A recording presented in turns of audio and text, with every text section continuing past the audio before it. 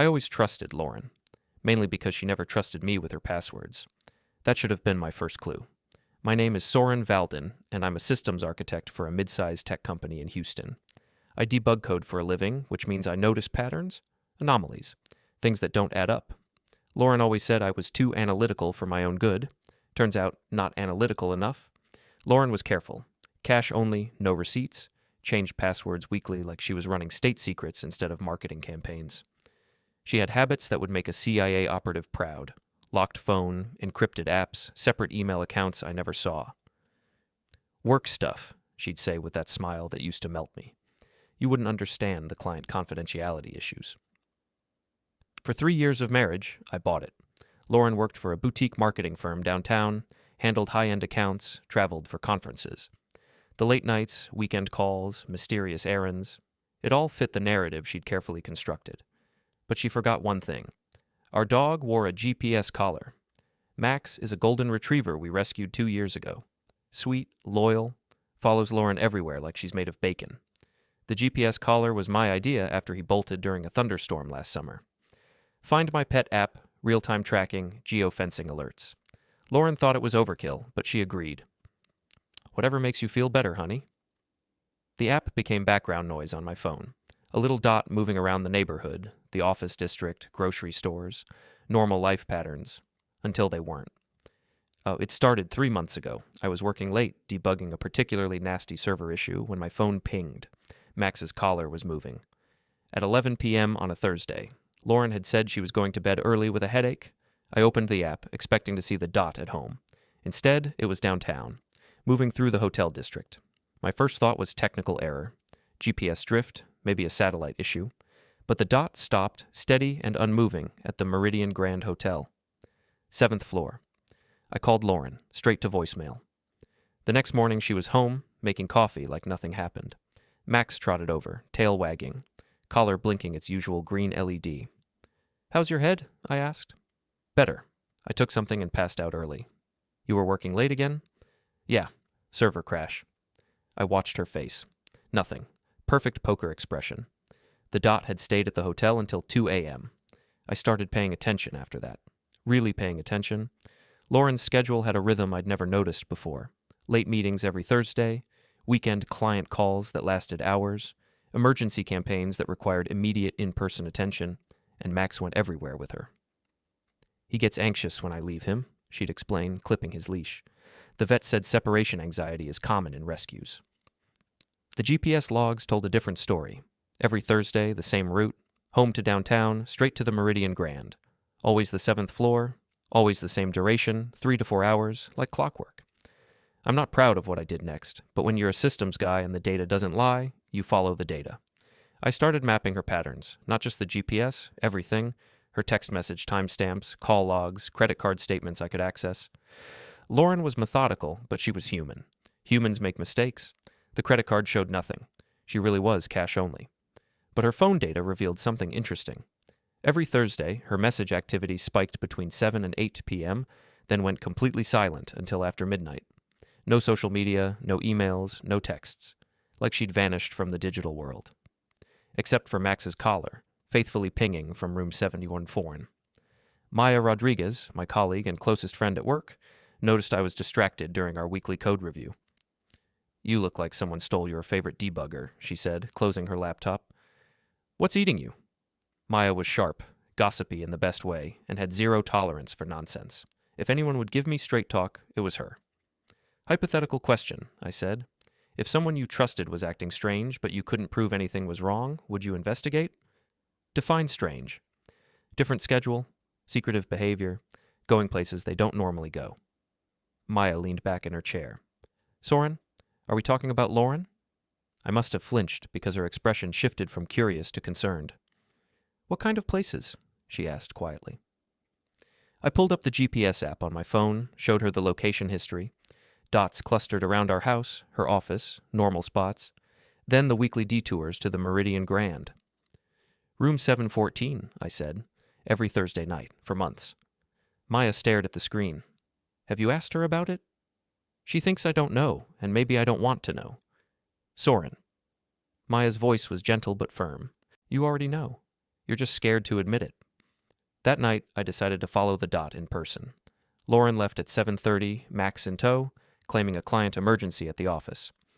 I waited 10 minutes, then drove downtown. The GPS showed them moving toward the hotel district, just like always. I parked across from the Meridian Grand and waited. At 8:15, Lauren's car pulled into the valet circle. She stepped out, looking nothing like someone heading to a work emergency. Hair perfect, makeup fresh, wearing the black dress I'd bought her for our anniversary. Max bounded out after her, tail wagging like this was the best night of his life. They walked through the lobby together, Lauren confident and familiar, like she owned the place. The elevator doors closed and they were gone. My phone buzzed. Text from Lauren. Still at the office. This campaign is a nightmare. Don't wait up.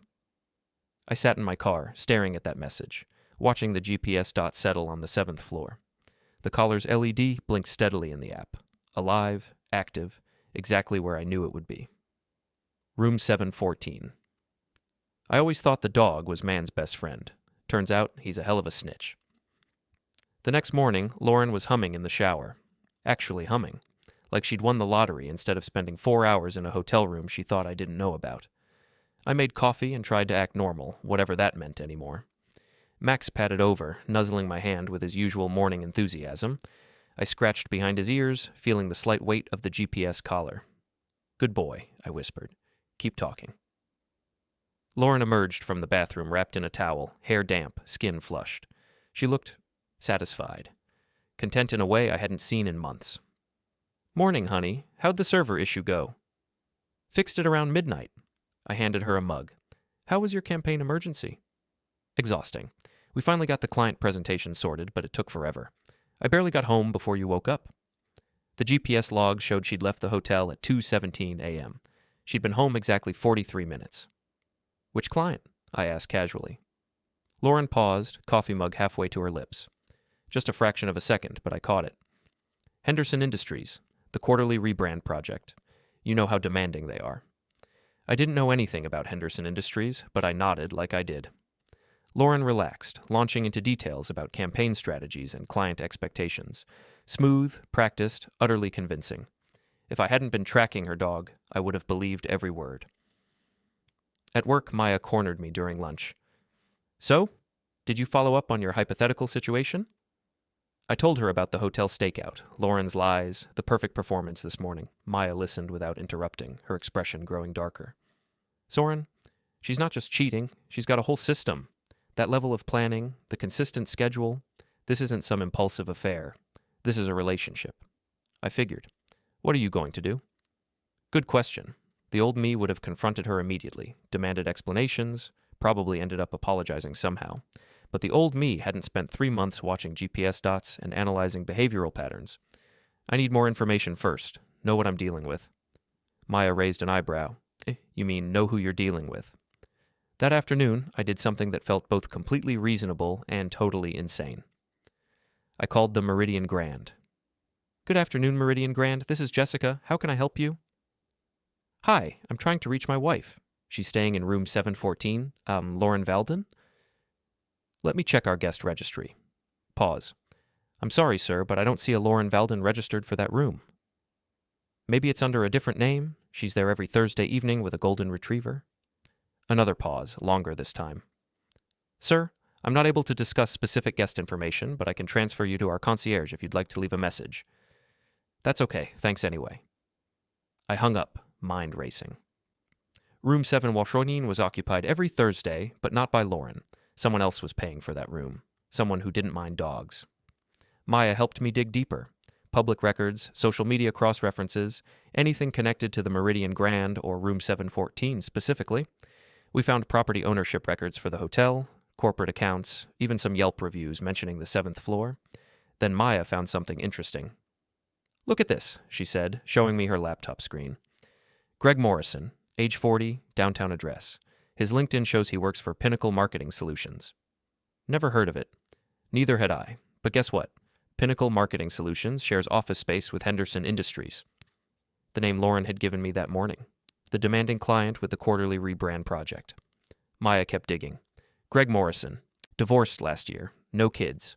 Drives a BMW. Belongs to an expensive gym. posts a lot of photos from hotel bars and restaurants, including several from the Meridian Grand. She showed me his Instagram. Typical middle-aged guy trying to look younger than his years. Expensive clothes, expensive watch, expensive smile. In one photo, he was holding a cocktail in what looked like a hotel bar, tagged Ardar Meridian Life. Think that's him? Only one way to find out. That Thursday, I was ready. I'd taken the afternoon off, told Lauren I was working from home. She left at the usual time with her usual excuse. Client emergency, don't wait up. This time, I followed her from the beginning. Lauren drove straight to the Meridian Grand, but instead of using valet parking, she went to the self-park garage. Interesting. Less visible, fewer witnesses. She was being careful. I parked 3 levels up and watched through the concrete railings. Lauren walked to the elevator with Max, but she wasn't alone. A man was waiting for her. Tall, well-dressed, exactly like the photos Maya had found. Greg Morrison. They didn't embrace or kiss. Too public, too risky. But their body language was intimate, familiar. The way they moved together. The casual way he took Max's leash. The comfortable silence between them. This wasn't a new relationship. They disappeared into the elevator, and I waited. My phone showed the GPS dot moving up, settling on the 7th floor. Room 714. I sat in my car for 2 hours, watching that steady dot, thinking about the elaborate lies Lauren had constructed. The cash-only policy, the password changes, the work emergencies that always seemed to happen on schedule. She'd built an entire alternate life, complete with alibis and cover stories. And she'd been carrying our dog into it every week like he was part of the family. Around 10 p.m., my phone buzzed. Text from Lauren. Client meeting running super late. Probably won't be home until after midnight. Love you. I stared at that message. Love you, and felt something cold settle in my chest. Not anger, exactly, more like clarity. She thought she was so clever, so careful. But she'd made one crucial mistake. She'd forgotten that I was the one who set up all our digital systems. The shared cloud accounts, the backup protocols, the automatic syncing across devices. Lauren might have changed her passwords, but she'd never bothered to check what data was already flowing through channels she didn't even know existed. I drove home and opened my laptop. Time to see what other patterns I could find. The GPS data was just the beginning. Lauren's phone automatically backed up to our shared iCloud account, a setting she'd never changed because she didn't know it existed. Her photos, her app usage, her location history beyond just Max's collar. What I found made my hands shake. Months of Thursday night photos. Not explicit, but intimate. Hotel room service menus. Champagne glasses. Max sleeping on expensive hotel bedding. And in the background of several shots, partially visible, Greg Morrison. But the real revelation was in her message timestamps. Maya had been right about the cadence. Every Thursday, Lauren's texting patterns showed something fascinating. She'd send a flurry of messages between 7 and 8 p.m., then nothing until after midnight. But the messages weren't random. They were pre-written. Lauren had been drafting her alibis in advance, scheduling them to send automatically. The client emergencies, the work delays, the apologetic updates, all of it scripted and timed to create the illusion of an unpredictable work crisis. She'd turned adultery into a project management system. My phone rang. Maya. How'd the stakeout go? I found him, Greg Morrison, just like you thought, and Maya. This is bigger than just an affair. She's been planning this for months, maybe longer. What do you mean? I told her about the pre-written messages, the scheduled alibis, the systematic deception. Maya was quiet for a long moment. Soren, that's not just cheating. That's calculating. Like she's planning something bigger. Such as? I don't know. But people don't build systems that elaborate unless they're protecting something valuable, or preparing for something major. After we hung up, I sat in my home office, staring at the evidence spread across my screens. GPS logs, photo metadata, message patterns, financial records. Lauren's secret life laid out in digital breadcrumbs she never knew she was leaving. The dog's collar blinked steadily on my phone, still at room 714, still telling the truth when everything else was lies. I had a choice to make. Confront her with what I knew, or dig deeper first. Find out exactly what Lauren was planning and why she needed such an elaborate cover story. The GPS dot pulsed once, twice, then settled into its steady rhythm. I kept digging. The confrontation happened on a Tuesday, which wasn't part of Lauren's usual schedule. That should have been my first warning. I'd spent the weekend analyzing data, building a complete timeline of her deception. Maya helped me cross-reference everything, GPS logs, photo metadata, financial patterns, even social media activity from Greg Morrison's accounts. The picture that emerged was damning and thorough. Lauren had been seeing Greg for at least 8 months, every Thursday, plus occasional weekend work conferences that lined up perfectly with his travel posts. She'd constructed an entire fictional work life to cover the affair, complete with fake clients, imaginary deadlines, and pre-scheduled alibis. But Maya found something else, something that changed everything. "Look at this," she said, showing me her laptop during our Monday morning coffee. "I ran a deeper background check on Greg Morrison. He's not just some random guy having an affair." "What do you mean?" "He's married. Still married. His divorce was never finalized." I stared at the screen. Public records showed Greg Morrison's divorce proceedings had been filed but never completed. His wife, Patricia Morrison, was listed as his emergency contact on several recent documents. So he's cheating on his wife with my wife. It gets worse. Look at his employment history. Maya had pulled Greg's LinkedIn profile and cross-referenced it with public business records. Pinnacle Marketing Solutions, the company he claimed to work for, was a shell corporation. No employees, no office, no actual business operations. He's lying about his job? He's lying about everything. And Soren? I think Lauren knows. That hit me like a physical blow. Bad enough that my wife was having an affair. Worse that she was having it with a married man. But if she knew he was lying about his identity, his employment, his entire life story, what did that make her? Why would she stay with someone like that? Maya's expression was grim. Maybe she's not planning to stay with him. Maybe she's planning something else entirely. Tuesday evening, I decided to force the issue. Lauren was home, working on her laptop in the living room. Max was sprawled at her feet, GPS collar blinking its usual green. "How was work today?" I asked, settling onto the couch beside her. "Busy. The Henderson Industries project is heating up again. I might need to work late Thursday." Same lie, same client, same schedule. Even knowing everything I knew, her performance was flawless. "Which hotel do you usually meet them at?" Lauren's fingers paused over the keyboard. "Hotel?" "For the client meetings. You mentioned they like to work out of hotels instead of their office." I don't think I said that." "Maybe I misunderstood. Where do you usually meet them?" She closed the laptop, turned to face me fully. Her expression was careful, controlled. "Soren, why are you asking me this?" This was it. The moment where I either backed down or pushed forward into whatever came next. I pulled out my phone, opened the GPS app, and showed her the screen. "Room 714, I said quietly. "Every Thursday night for 8 months." Lauren stared at the phone like it was a snake. The color drained from her face, and for the first time in months, her perfect composure cracked. That's Max's collar." "Yes. You've been tracking me. I've been tracking our dog. You just happened to be with him?" She stood up abruptly, pacing to the window. Max lifted his head, sensing tension, tail giving a tentative wag. "Soren, I can explain." "I'm sure you can. You're good at explanations. Henderson Industries, client emergencies, campaign deadlines. Very creative." Lauren turned back to me, and I saw something I'd never seen before in her eyes. Not guilt or shame, but calculation. Like she was running through options, weighing responses. "How long have you known?" "Long enough to wonder why you're seeing a married man who lies about his job." That stopped her cold. "What?" "Greg Morrison, still married to Patricia Morrison. Works for a shell company that doesn't actually exist. Did you know that, or has he been lying to you too?" Lauren sank into the armchair across from me, looking suddenly smaller. "That's not..." "He said he was divorced." "He filed for divorce. Never finalized it. And Pinnacle Marketing Solutions?" "It's a fake company, Lauren. No employees, no office, no business license." She was quiet for a long moment, staring at Max. The dog had gotten up and moved to sit between us, like he was trying to bridge whatever gap was opening. "I didn't know about the divorce," she said finally, "but I knew about the company." "You knew he was lying?" "I knew he was between jobs. The marketing company was so aspirational. He's been trying to get it off the ground." "For 8 months? These things take time." I almost laughed. Even now, even caught red-handed with GPS evidence and background checks, she was still trying to spin it. "Lauren, stop. Just stop lying." She looked up at me, and for a moment, I saw the woman I'd married. Vulnerable, uncertain, real. I never meant for it to happen. But it did happen. For 8 months, it's been happening. I know.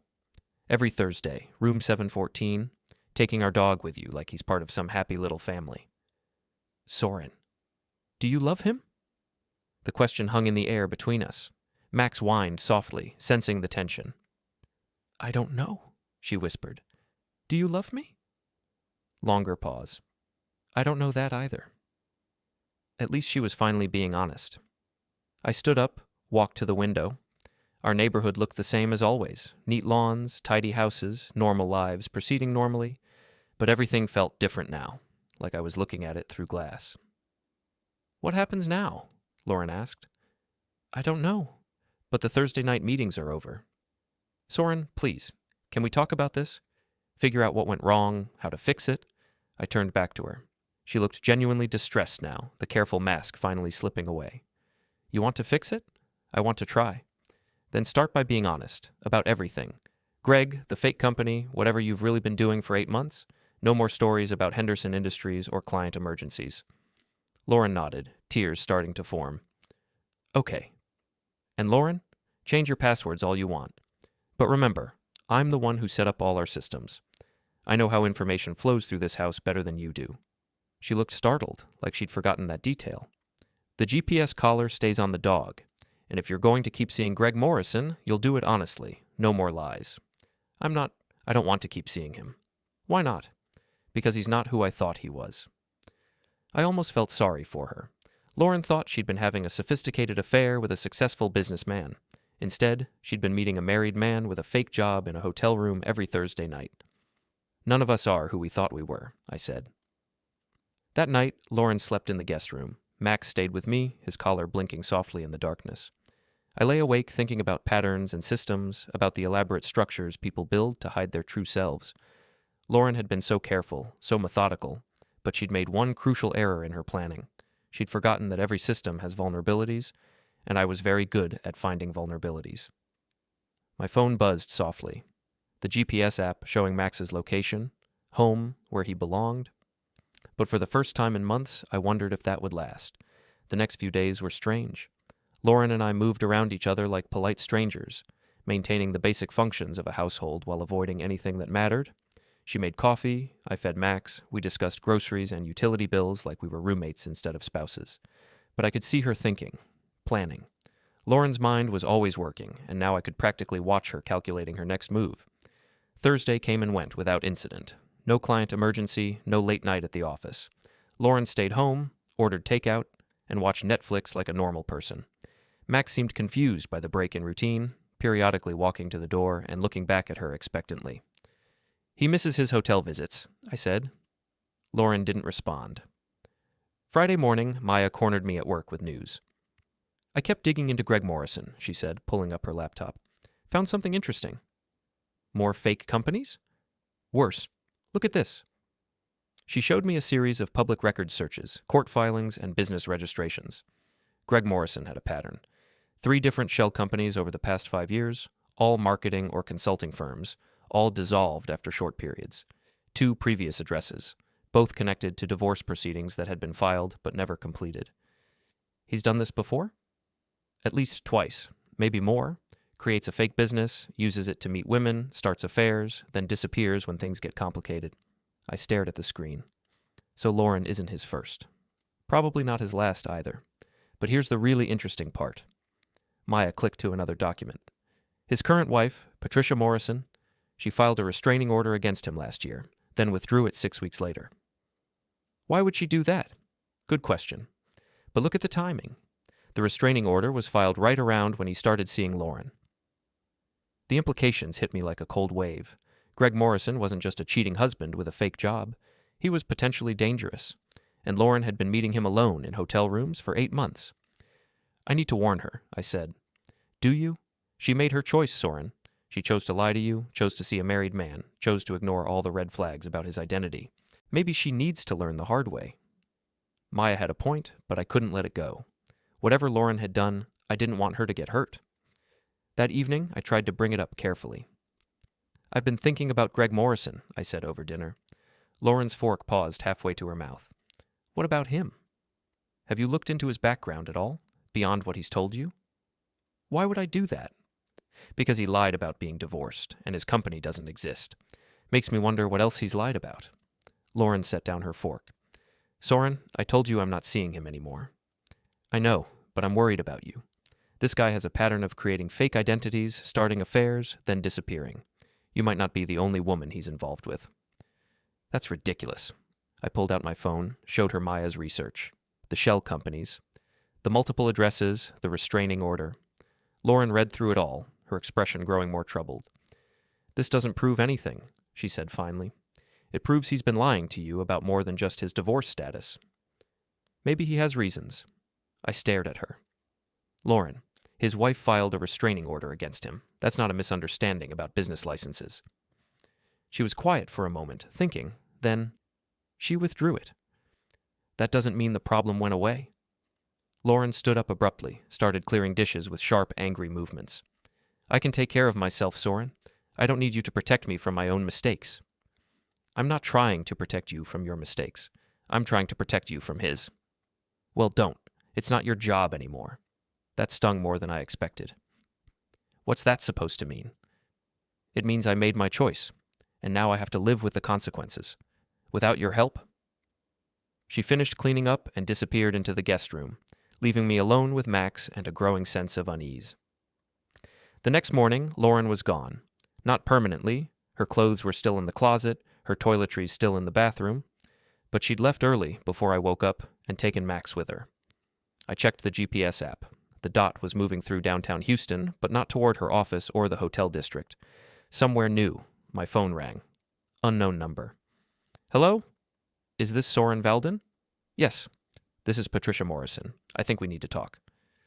The coffee shop she chose was neutral territory. Busy enough for privacy, public enough for safety. Patricia Morrison was nothing like I'd expected. Mid-40s, professional, tired-looking. She had the air of someone who'd been dealing with complicated problems for a long time. Thank you for meeting me, she said as I sat down. I wasn't sure you'd come. How did you get my number? Phone book. Your wife isn't the only one who can do research. She smiled grimly. Though I suspect you've gotten better at it recently. What do you want? To warn you. About my husband. Ex-husband? Still husband, unfortunately. Greg has a talent for making legal processes disappear when they become inconvenient. I studied her face. The restraining order. You found that, did you? Good. That means you're taking this seriously. Why did you withdraw it? Patricia sipped her coffee, choosing her words carefully. Greg can be very persuasive when he wants to be, and very vindictive when he doesn't get his way. I withdrew the order because I was afraid of what he'd do if I didn't. What kind of vindictive? Financial sabotage, harassment at work, following me, showing up places I didn't expect him. Nothing technically illegal, but enough to make my life miserable. A chill ran down my spine. Is Lauren in danger? I don't know. Maybe. Greg's pattern is to get involved with married women, convince them to leave their husbands, then disappear when things get complicated. But your wife? Patricia paused. She's different. How so? She's not leaving you, at least not the way Greg expected. That's making him angry. I thought about Lauren's behavior over the past few days. The careful politeness, the way she'd defended Greg even after seeing evidence of his lies. How do you know this? Because he came home, 2 nights ago for the first time in months. Drunk, angry, talking about some woman who was playing games with him, who thought she could just walk away. My stomach dropped. He was talking about Lauren. I think so, and Soren. When Greg gets angry, he gets creative.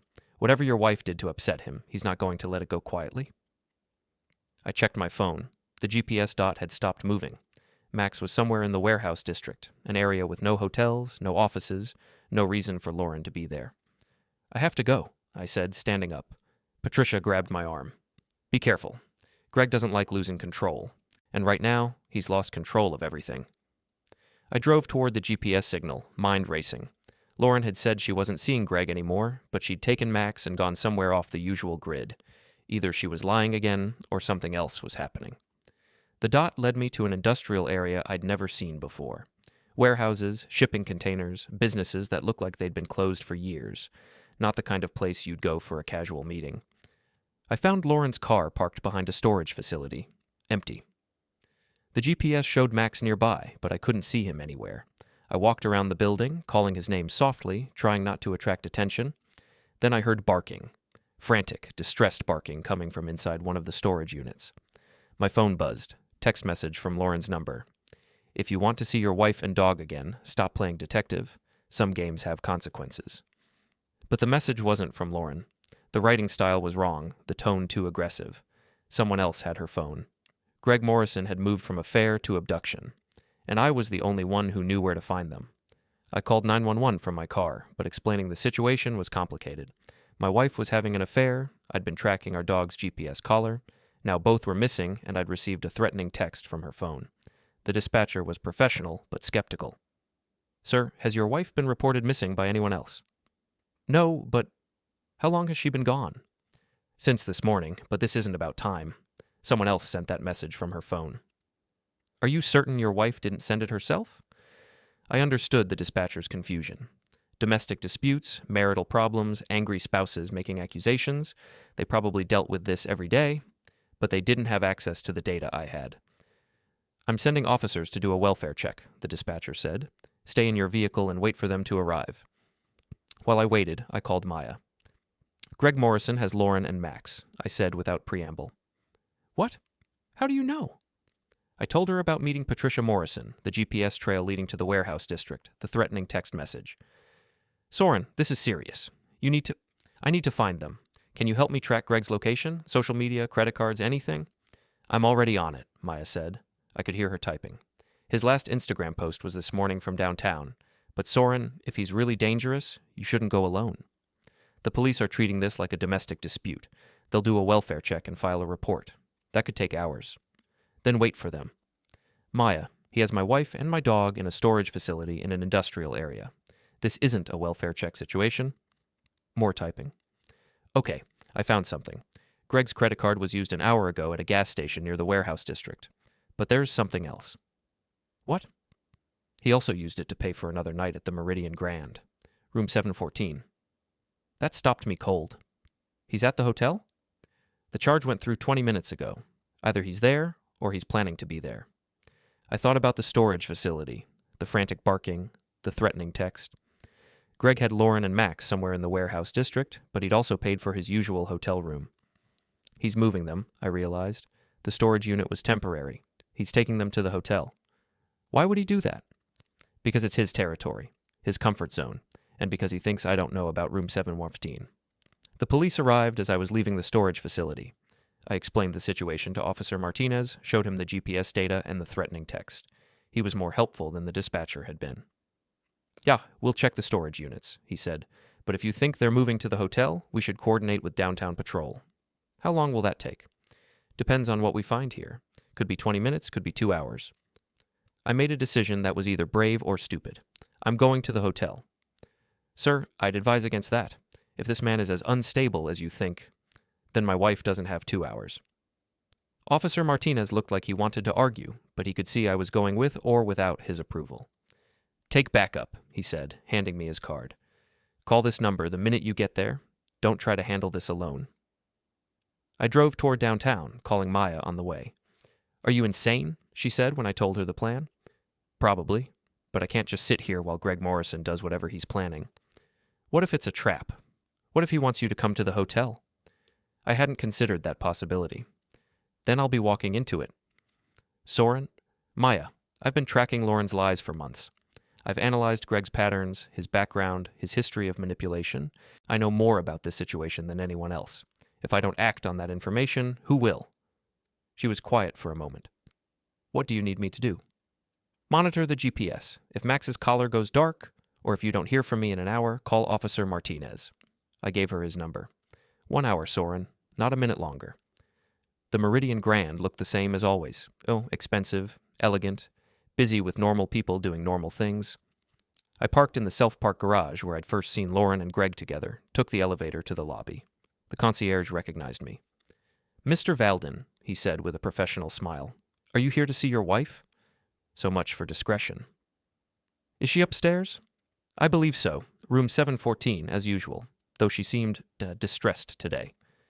Distressed how? The concierge glanced around, then leaned closer. She wasn't alone, and the gentleman with her was quite insistent about privacy. We don't usually allow pets in guest rooms, but he was very persuasive. Did she seem like she wanted to be here? Another glance around. Mr. Valden, I probably shouldn't say this, but in my experience, people who want privacy don't usually need to be quite so emphatic about it. I took the elevator to the 7th floor, heart pounding. The hallway was empty, elegant carpet muffling my footsteps. Room 714 was at the end, door closed, no sound from inside. I pressed my ear to the door. Nothing. Then I heard Max bark. Once, sharp and urgent. I knocked softly. "Lauren?" Footsteps. The door opened 6 inches, held by a security chain. Greg Morrison looked out, his face flushed and angry. "You shouldn't have come here," he said. "Where's my wife?" "Your wife is fine. She's exactly where she wants to be." "I'd like to hear that from her." "That's not going to happen." I could see part of the hotel room behind him. Expensive furniture, drawn curtains, the edge of the bed, but no sign of Lauren or Max.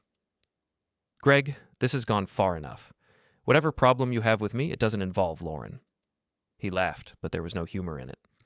"It doesn't involve you either. This is between me and her." "Then let me talk to her." "She doesn't want to talk to you. Let her tell me that herself." Greg started to close the door, but I put my hand against it. "Where's my dog?" "Safe. I can hear him barking." "Dogs bark. It's what they do." This was getting nowhere. I pulled out my phone, showed him Officer Martinez's card. "The police are already looking for you, Greg. At the storage facility, here at the hotel. This ends one of 2 ways. You let Lauren and Max go now, or you explain to the police why you're holding them against their will." His expression changed, anger shifting to calculation. "You don't understand the situation." "Then explain it to me." Greg looked back into the room, seemed to be weighing options. Then he opened the door wider. "Come in, but slowly." I stepped into room 714, the same hotel room I'd been tracking for months. It looked different than I'd imagined, smaller, more ordinary. Just another hotel room with generic furniture and heavy curtains. Lauren was sitting on the bed, looking pale but unharmed. Max was beside her, his leash tied to the bedpost, collar blinking its steady green. "Are you okay?" I asked her. She nodded, but didn't speak. "She's fine," Greg said, closing the door behind me. "We were just having a conversation about honesty, about keeping promises." "What promises?" "The promise she made to leave you, the promise she made to start a new life, the promise she broke when she decided to play house again." I looked at Lauren. "Is that true?" She finally spoke, voice barely above a whisper. "It's complicated." "No," Greg said sharply. "It's simple. You made a choice, Lauren. You can't unmake it just because it got difficult." "What choice?" I asked. Greg smiled, and for the first time, I understood why Patricia Morrison had filed a restraining order. There was something cold in his expression, something that suggested he enjoyed having control over people. "Ask your wife," he said. "Ask her what she promised me 3 weeks ago." I looked at Lauren again. She was staring at her hands, tears starting to form. "Lauren?" "I told him I would leave you," she whispered. "I told him we could be together." "But you didn't leave." "I changed my mind." "After you found out he was married," I said. "After you found out his company was fake." "That's not why," she said. "Then why?"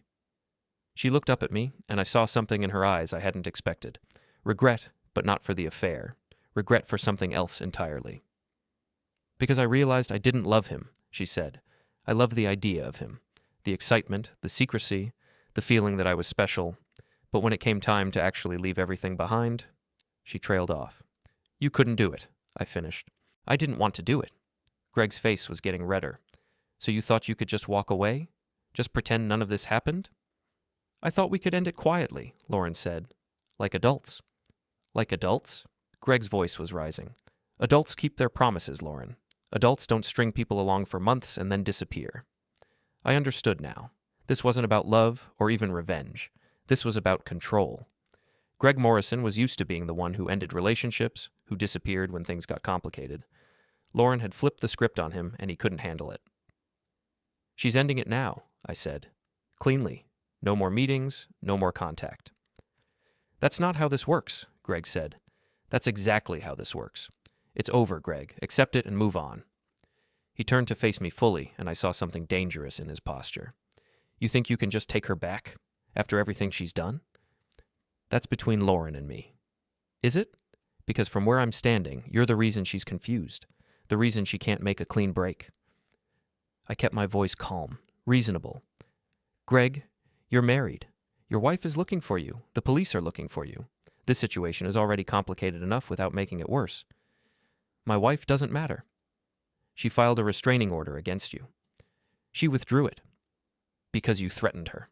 Greg stepped closer, invading my personal space. You don't know anything about my marriage. I know you've done this before, multiple times. Fake companies, fake identities, married women who think you're available. Those women knew what they were getting into. Did Lauren? He glanced at her, and for a moment his mask slipped. I saw uncertainty, maybe even fear. Lauren is different. Different how? She's supposed to be different. That's when I realized the truth. Greg Morrison wasn't just a serial cheater or a con artist. He was delusional. He'd convinced himself that Lauren was somehow special, that their relationship was real in a way his others hadn't been. When she tried to end it, she'd shattered his fantasy, and he couldn't accept that. My phone buzzed. Text message from Maya. Police are en route to hotel. Get out now.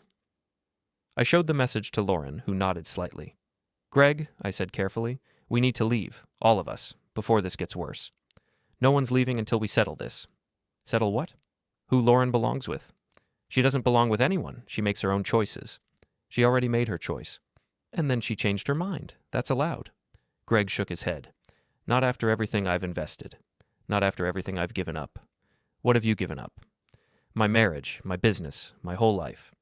I almost laughed. Your marriage was already over. Your business never existed. And your life was built on lies. That's not true. Greg, I've seen the records. The shell companies, the fake addresses, the pattern of affairs. You've been living a fantasy for years. Those other women didn't matter. And Lauren does? Lauren was going to be different. We were going to be different. I could see him spiraling, reality and delusion blurring together in his mind. This was more dangerous than simple anger or jealousy. This was a complete break from rational thinking. Okay, I said gently. Let's say you're right. Let's say Lauren was different, but she's telling you now that she's changed her mind. What do you want to do about that? I want her to change it back. You can't force someone to love you, Greg. I'm not forcing anything. I'm just explaining the consequences. What consequences? He gestured around the hotel room. This, all of this, the life we built together. You built this life in secret, in lies. That's not sustainable. It was working fine until you started interfering. I didn't interfere. I just paid attention. Greg stared at me for a long moment, and I could see him processing that statement. The GPS tracking, the background research, the careful documentation of Lauren's deception. You've been watching us, he said. I've been watching my dog. You and Lauren just happened to be with him. For how long? Long enough? Something shifted in Greg's expression. The anger was still there, but now it was mixed with something else, fear maybe, or embarrassment. What are you going to do with that information? He asked. Nothing, if you let us leave now. And if I don't? I heard footsteps in the hallway outside. Heavy, purposeful footsteps. Then you'll have to explain it to the police. The knock on the door was firm and official. Houston Police. We need to speak with the occupants of this room. Greg looked at the door, then at Lauren, then at me. His fantasy was collapsing in real time, and I could see him struggling to figure out how to salvage it. This isn't over, he said quietly. Yes, it is, Lauren said, speaking up for the first time in several minutes. Greg, it's over. It has been over since I found out you were married. I should have ended it then. But you didn't. No, I didn't. That was my mistake, but I'm ending it now. The knocking came again, more insistent. Police, open the door. Greg looked around the room like he was seeing it for the first time. The expensive furniture, the drawn curtains, the carefully maintained illusion of a perfect secret life. This was supposed to be different, he said. I know, Lauren said gently, but it wasn't, and now it's time to let it go. Greg walked to the door, paused with his hand on the knob. What happens now? Now you go back to your wife, I said, and we go back to our lives. What about the police? That depends on you. If you cooperate, if you let this end quietly, maybe this stays a domestic dispute. If you fight it, I didn't finish the sentence. I didn't need to. Greg opened the door. Officer Martinez was standing in the hallway with two other officers. He looked relieved to see me. Mr. Valden, is everyone all right? We're fine, I said. Just a misunderstanding. A misunderstanding that involved threatening text messages and a missing person report? I glanced at Greg, who was standing very still, very quiet. It's complicated, but it's resolved now. Officer Martinez looked skeptical, but he could see that no one was hurt, no crime had been committed. We'll need statements from everyone. Of course. As the police sorted out the details, I untied Max's leash from the bedpost. He bounded over to me, tail wagging, completely oblivious to the drama that had unfolded around him. Good boy, I whispered, scratching behind his ears. You did good. The GPS collar blinked once, then settled into its steady green rhythm. Home signal, it seemed to say. Time to go home. Lauren and I didn't talk during the ride back to the house. There would be time for conversations later, time for decisions about what came next. But for now, it was enough that we were all safe. Max sat in the back seat, nose pressed to the window, watching the city pass by. His collar blinked steadily in my peripheral vision, a small green light that had somehow saved us all. When we got home, I opened the GPS app one more time.